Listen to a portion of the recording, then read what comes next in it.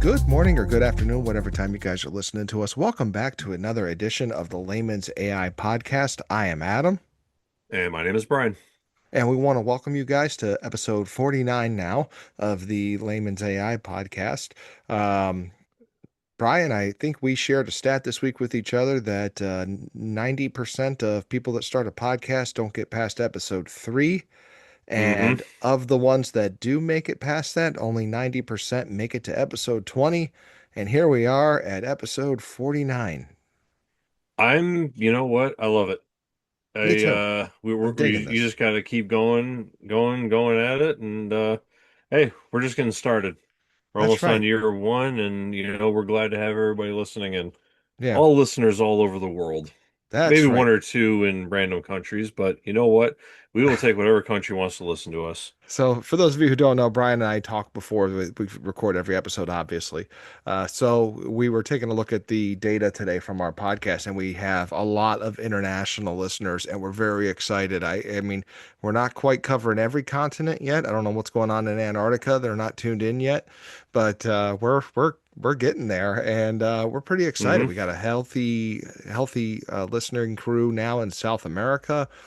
We've noticed in Africa, we've seen a huge uptick in listeners, and by huge, I mean there's probably like six or seven people.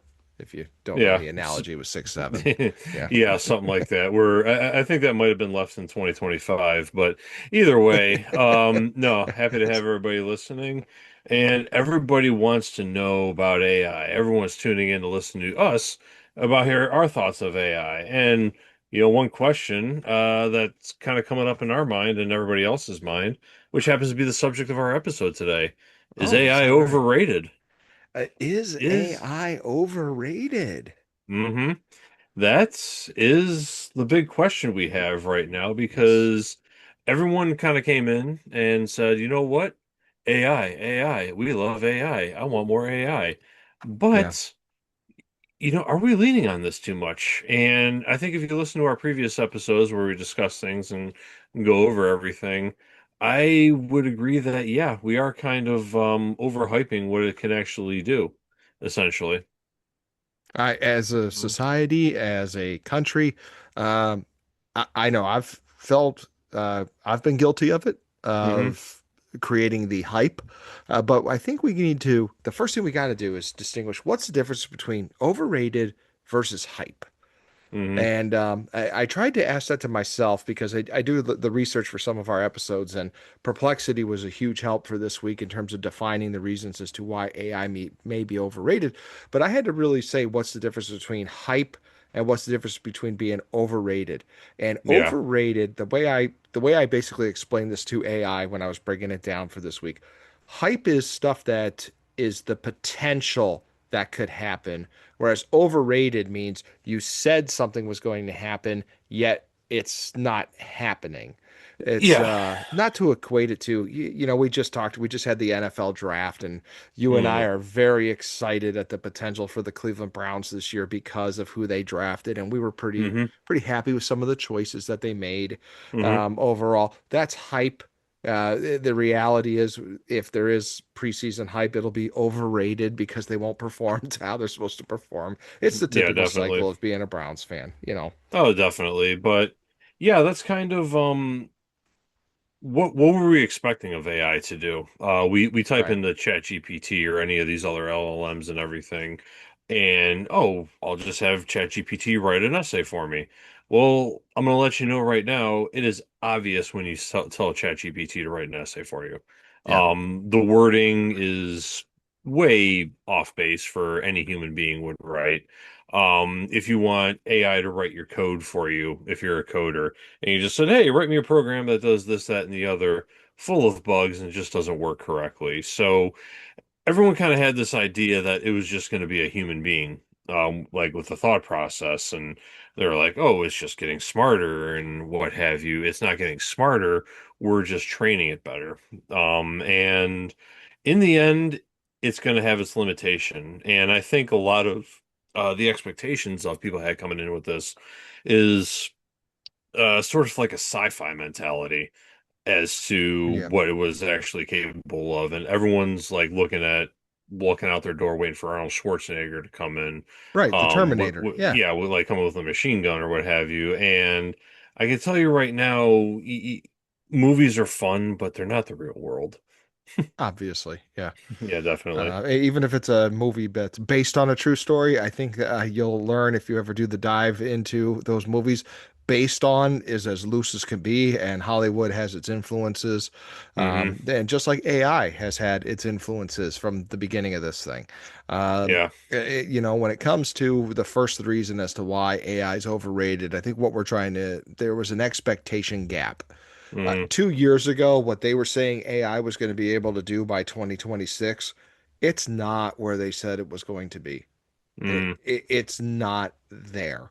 It's it's getting there, but it's frankly it's not where we were told it was going to be. I mean, we were under the impression 2 years ago we'd be able to sit at home and make our own movies in a matter of Hmm. minutes. I remember some of the hype and why it's overrated.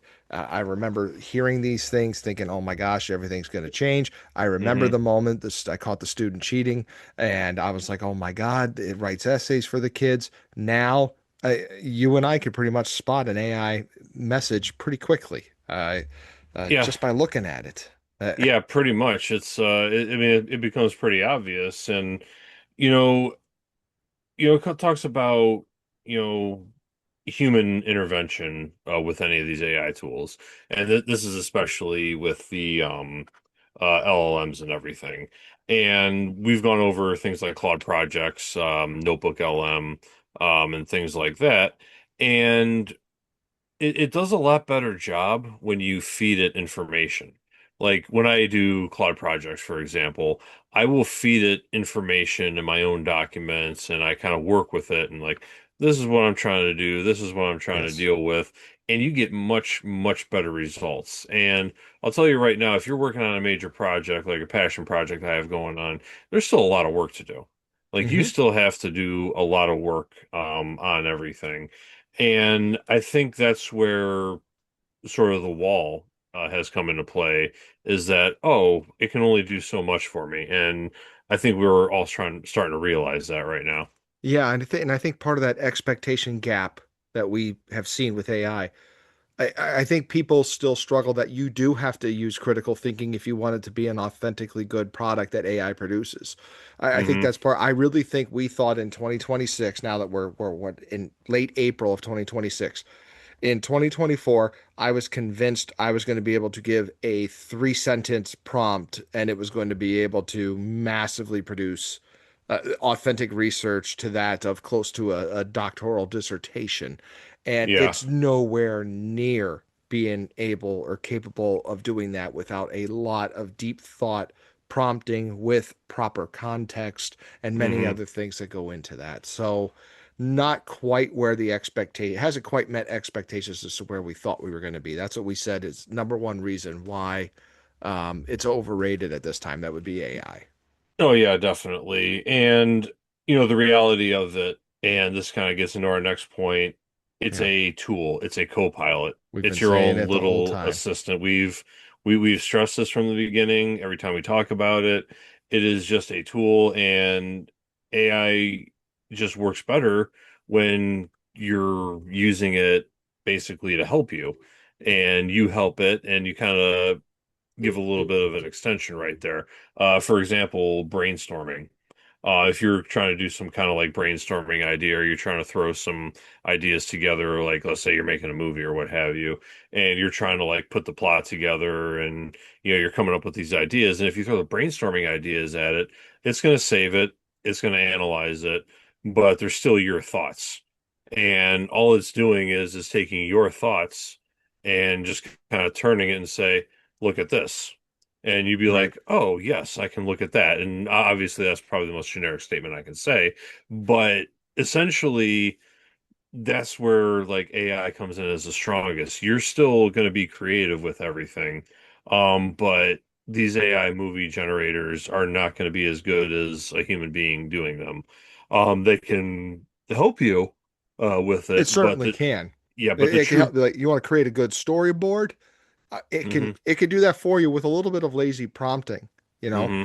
But the thing Yeah. that we're hinting on is It is a tool, and even with even a carpenter with a great set of tools, he still Hmm. has to have, or she, he or she still has to have the knowledge and the background of working and making things. You have to fail sometimes Hmm. when you're doing a task in order to learn how not to do it so that you do it better as you move forward, or you do it over and over again. And I think that's what Hmm. prompting and like domain knowledge and providing context to the AI has really become a skill over time. It's because we learned by not giving AI enough. That's how it hallucinates. That's how it gives us answers we don't want. Hmm. And it's kind of an expensive error when all adds up. Very, But very. if you're learning and getting better each time, it's less expensive as it goes on. But I think the big thing here is like what we've been saying the entire time. It's not the creator, it's the tool to help you create. Yeah, exactly. And I mean, I'll use a golf club analogy. Oh, You can buy the most expensive, most highly advanced set of golf clubs you can possibly purchase, and you can have it can hit a ball a mile or so they say, and you can go up there and but unless you can swing the club, but unless you know how to golf, that expensive set of golf clubs is going to be useless to you. absolutely. Because Yep. if you still have to swing it properly, and you still have to know how to use a golf club.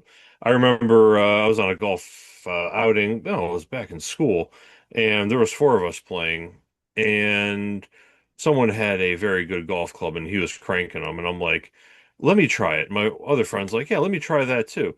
And we both took a swing, and we both sucked. And I remember my friend looking at me, it's like, you know what? It's not the club, it's the user. So that's kind of where I put these AI tools in perspective right here. And another big thing that's been kind of coming up on these right now, accuracy and reliability. Amen. Everyone thinks that it's a know all end all with everything, and it's not. You still have to check a lot of stuff.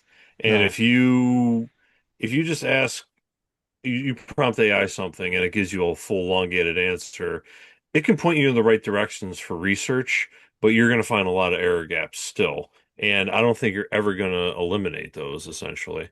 You just hit the nail on the head because this was created by what they're seeing in academia right now in terms of people are, which is not a bad idea, using AI even as a tool like it's meant to be.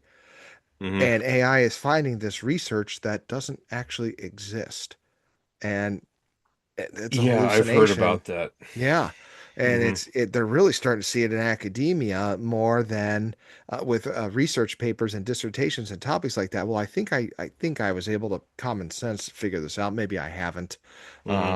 But I think when it comes to research, you really are trying to find something original. You're trying to do something or test something or study something that hasn't been as fully studied as other things. Therefore, AI may not have the answers out there and it hallucinates to get you an answer. And that's Yeah. still a problem with AI. Here we are in 2026. And I think that's why I'm a huge fan of Notebook LM because I can feed it the context and it will only pull from what I've fed it. So the Hmm. hallucination is not a big problem in that case.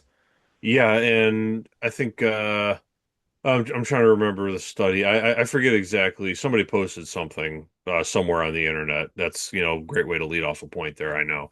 But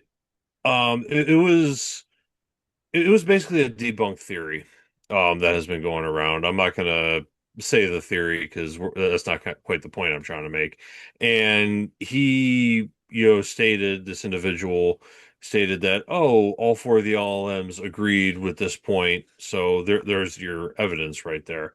And someone said, okay, what is your evidence? And he basically took a basically a fake science paper with debunked research and everything, loaded that as the document into the LLM, and then questioned, based on my research, based on this research document, is it true? And it gave him the answer of yes. And that's not proving anything, but it gives an illusion that it's proving something.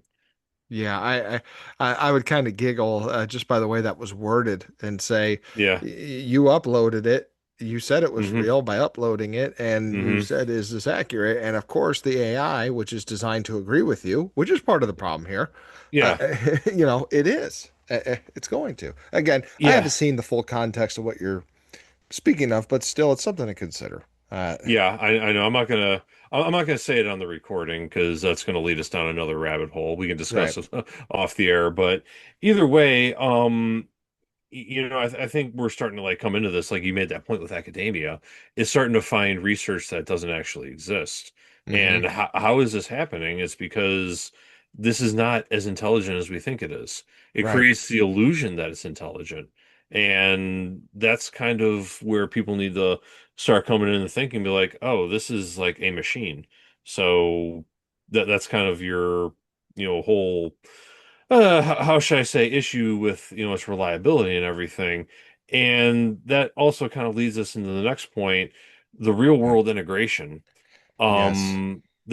I mean, how are you going to integrate, this tool that you can't quite rely on into, your workflow? And you've I, been I working one way for so long, and now I'm going to depend on an LLM, and boom, that's going to be an issue right there. I I think when it comes to workflows and integrating it into work, Hmm. the biggest mistake, I know this is the biggest mistake we're making in the education industry, and I can only assume it's happening in other industries. We're using AI as a tool to take the current system in place and make it easier for us, the professional, not even necessarily asking, well, we have this amazing tool. Hmm. What's the future going to look like with this tool? How's it going to change our profession? And how can I use this to be an agent of change so that when that change happens, I can adapt to it quickly? We're not doing that. And that's Yeah. why I think people are giving up on AI very quickly. I think that's part of it. They're giving up on it because, many businesses have not deeply integrated AI into their workflows yet. And Hmm. so that's causing people to do it on their own and try it on their own without much training or background or listening to the Layman's AI podcast. Exactly. Yeah, Exactly. and what happens is it's limiting the real world integration right now. Um, But yeah, I don't I think the whole thing behind that is like nobody knows where to put it in quite yet. It's just like brand new that's technology true. is like, where does it fit in? Like we're running a business here, and let's say for example, I have a factory. It produces like $50 million of product every single year, and my employees have this running. It's basically running like a well-oiled machine. Profits are churning out and everything, and it's like, hey, try using AI to make it better. And like how? Like we already have the system in place, and if you're running at a volume like that, how are you going to suddenly make this massive change with using an AI tool? And people are, I think they're flirting with the idea, but they're kind of like, okay, this isn't really working for us. Let's forget about it. And I think that sort of integration right there is sort of like the next I guess barrier of AI is like how are we going to integrate this? Yeah, Cool, I can inquiry ChatGPT how much wood would a woodchuck chuck if a woodchuck could chuck wood, but is that really useful to me? that's a good point. Yeah, so that's kind of where that comes in, and the big one that everybody's talking about, job displacement. I know. Has We it we just went has it in depth in displaced this, what, jobs? 2 weeks ago? We went in depth into Yep. that. But the truth is that one of the points of that episode was I think they said that 55% of companies that did layoffs as a result of AI regretted it and actually Hmm. hired people back in their old positions. Yep. The job displacement's not happening at the rate at which they said originally was going to, which I don't know if that's necessarily overhyped or overrated, but I think it definitely plays into the, oh, people said we'd be losing jobs left and right, and a lot of people out there are like, I haven't lost my job yet, so you know, it's overrated. Yeah, everyone's like paranoid that AI is coming into your job and everything, and oh, what's going to happen? Everyone's like looking over their Hmm. shoulder, and there are layoffs. There are a lot of layoffs, but you know, are the layoffs premature? And I think a lot more companies are going to start to realize that, be like, oh, this was not a good idea, because one thing I found an MIT study. Uh, Yes, it's MIT did a study, Revolution, and AI is actually becoming more expensive. in most elements of everything. Hmm. And it's concluded that AI is only cheaper than humans in 23% of tasks, which is a very low Wow. number. And the other 77% implementing it, maintenance, the hardware costs of using AI, et cetera, is actually more expensive. And I think this also goes back to a previous point where, we're talking about hallucinations and everything. You got to go back and correct it a lot of times. You And do. when you You depend on do. the AI answer, um, you make a bad decision, you got to correct it. That's going to cost a lot more money, Th essentially. that's true. And tying this back a little bit to the job displacement part. Do you remember, Brian, like about a year ago, 2025, when in the AI field, the number one thing that I saw on LinkedIn in particular was every company was searching for prompt engineers. Hmm. I don't see prompt engineers near to the level on LinkedIn that I used to see about a year ago. And I think that's because tools like Flompt that we covered the other Hmm. week exist and things like that exist. It's rapidly changing to a point where what we think were going to be these new jobs are now Hmm. not panning out like the way we thought they were going to, which again Hmm. leads to a little bit of displacement. And what I mean by that is, we really thought that prompt engineering was going to be a big thing, a big field, and now AI is creating the prompts for us based Hmm. off of loose information that we're giving it. I think because of those things like Flompt and others, we're going to be able to hopefully correct the mistakes you were talking about before it gets too bad, or the error won't be as large because our prompting and context is significantly better as a result of using AI tools to help us do those things. But again, Yeah. that's not exactly causing job displacement at the moment. Yeah, yeah, you go back to prompt engineering. Everyone thought that was going to be a big thing. But is it? Is it going to I, be a big thing? I'm not sure It at this doesn't point. see. Yeah, like the more like comes out, like we talked about Flompt in the previous episode, tools like that are helping you prompt better.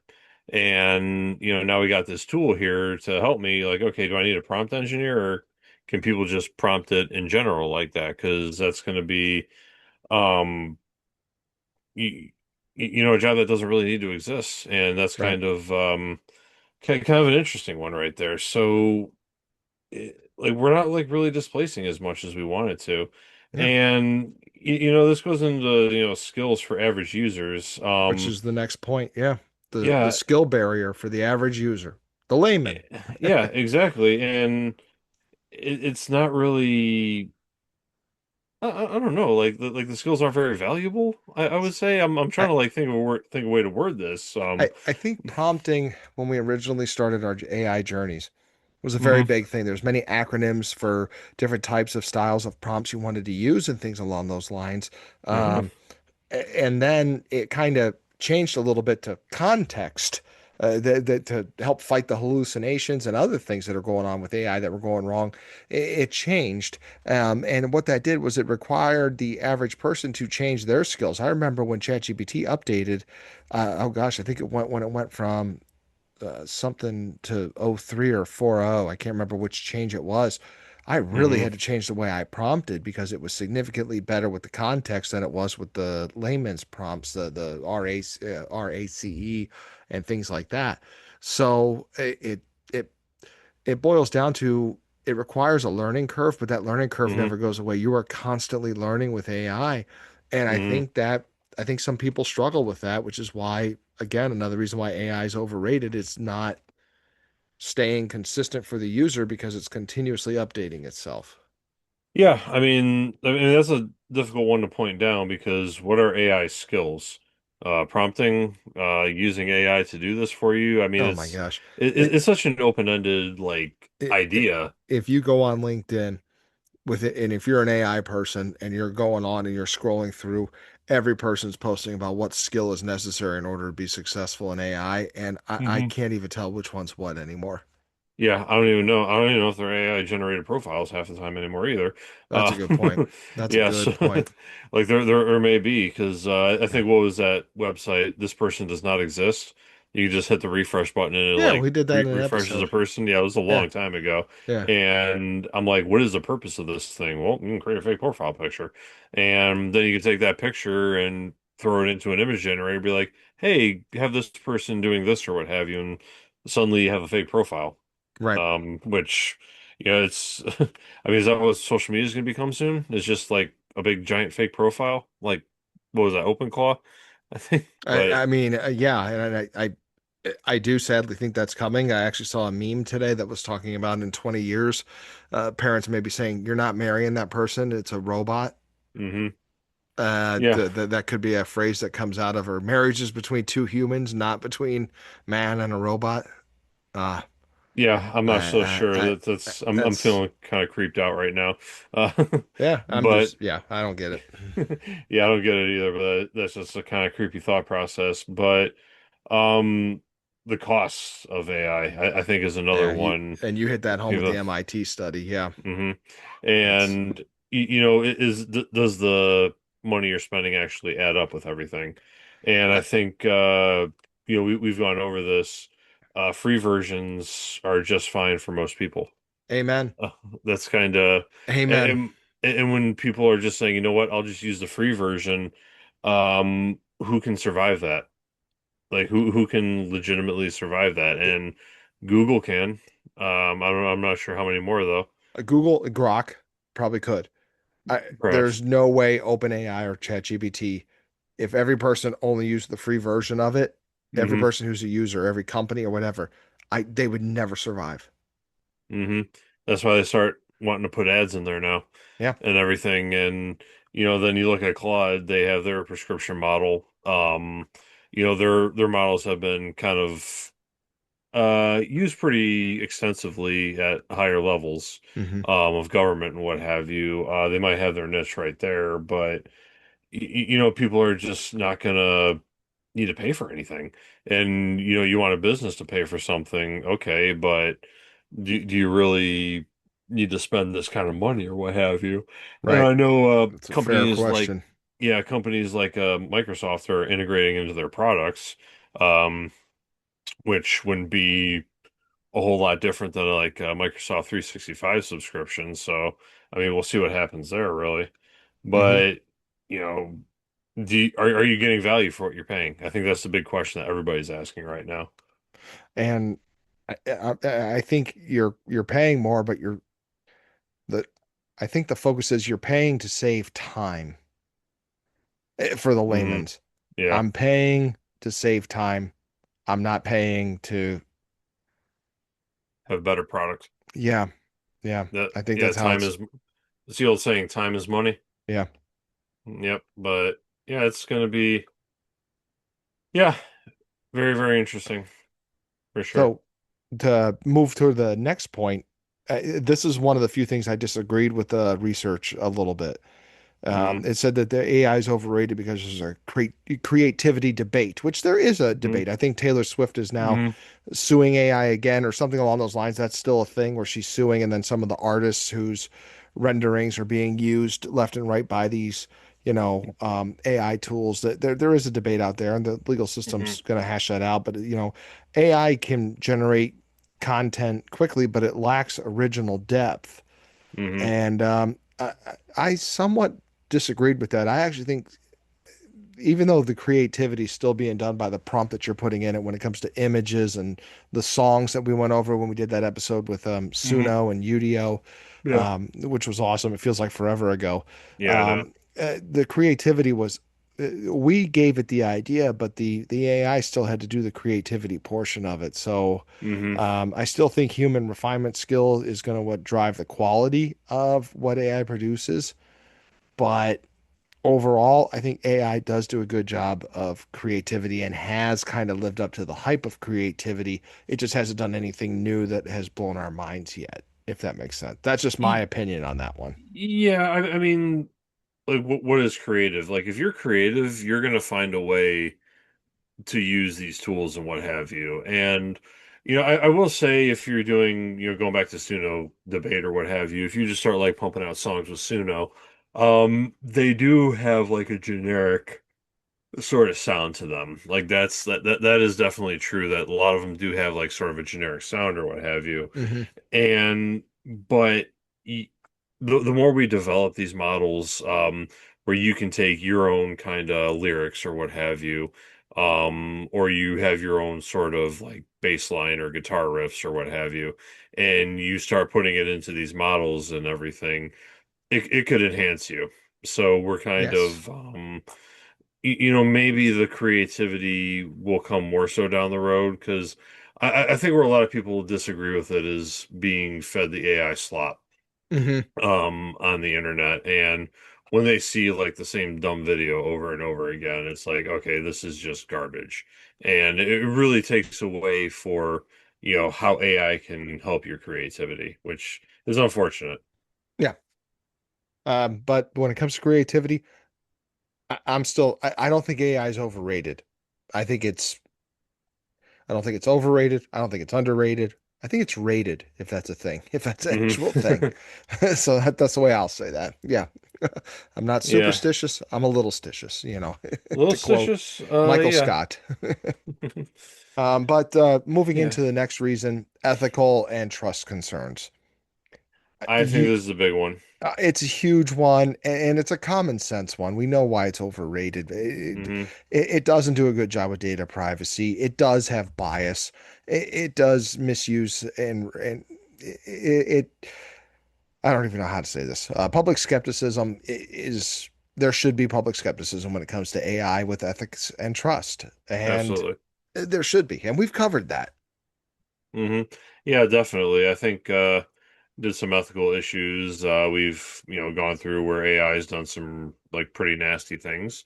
I think like one of the extreme cases was helped somebody write a suicide note, which is Yeah, a deeply concerning aspect of it. But it's trying to put the words together here. I think a lot of times. A lot of these trust issues also go through whatchamacallit,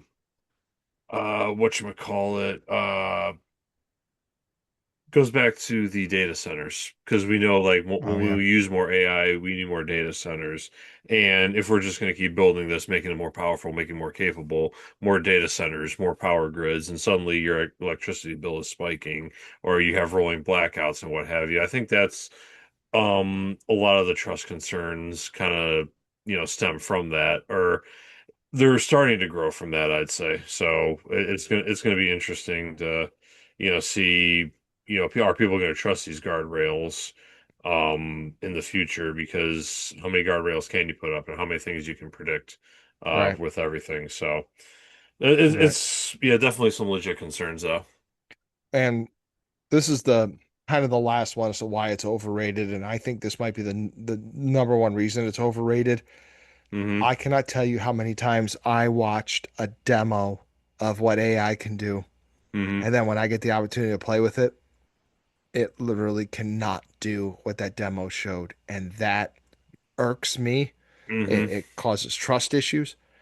It definitely comes into the it's overrated. I mean, Yeah. I know now when any LLM major, OpenAI, Anthropic, Copilot, whoever, it doesn't matter, Grok, when they Hmm. show us what they're capable of doing, I have no doubt they're showing us the best of the very best, and that's not what happened throughout the entire time they were trying to figure out how to show us what their best of their best is. I always Yeah. go back to Sora with the woolly mammoth video that came out that looked like a true woolly mammoth was in the wilderness again, stomping on snow. It was a gorgeous. I thought every single video on Sora was going to be that accurate, and holy cow, I was way off. I'm still way off because I don't even think Sora exists anymore. What are we, April 28th? Yeah. Hmm. Um, so that's where I stand with the demos just did not do AI any justice.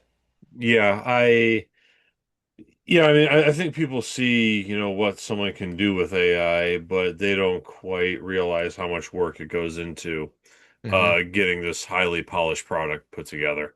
Yeah. And I think that's kind of where that kind of comes into play, where people try to use it in real life and they're not getting the results or what have you. One thing that kind of comes to mind is these video generators. They're generating like 8-second clips or what have you. And oh, this looks so cool. This looks amazing. But then when you try to piece together all the clips that you're generating into like even like a 30-minute episode of a TV show, um there's so many indifferences that are coming along and what have you, and Yep. you can see so many differences between the clips and everything, and it just doesn't generate consistently.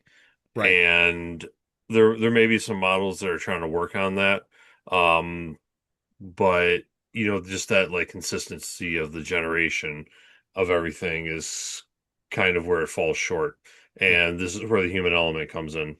You just got to continue to pound in that human element, and you should be good to go right there. Absolutely. Absolutely. Absolutely. Yep, And definitely. But yeah, anyway, just kind of wrapping it up here. So we started off with a question, is AI overrated?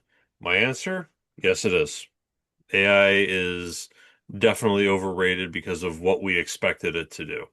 mhm, And the fear and the sci-fi aspect of it, I think really drives into what we were fearing that it was actually going to do. yeah. Adam, do you concur? Do you disagree with me? Do you think I'm an idiot or what? No, no, no, no, no. I don't disagree with you. I do think AI has been overrated, and I think hmm I know I can name examples where I've been burned financially, hmm thinking I need this product, and Yep, I don't need the product. I don't need it at all. exactly. I and books. I remember buying a book on AI. I'm convinced it was written by AI. hmm That was just me getting ripped off. But no, AI has been overrated based on what we thought it was going to be able to do by now versus what it actually does. But with that said, it's still getting better every day. hmm And right now is the worst AI is going to be because every day we move forward, it's going to get better and better. And I think my big takeaway, we've been hitting the nail on the head the entire time. AI is a tool. hmm It's a tool that you use. Sometimes the tool doesn't work as well as you want it to. That you don't hmm necessarily need to switch tools. Maybe you need to go back to an old school technique instead. I don't know. Yeah. Learn how to So, use the tools. That's kind of the whole amen. point right there, and Yep. you'll rise above the rest if you know how to use it properly. But yeah, either way, I think that about wraps it up for this evening. I would like to give everybody a big thank you for taking your time out of your day to listen to us. My name is Brian, And I'm Adam. and you have been listening to the Layman's AI, and we will see you next time.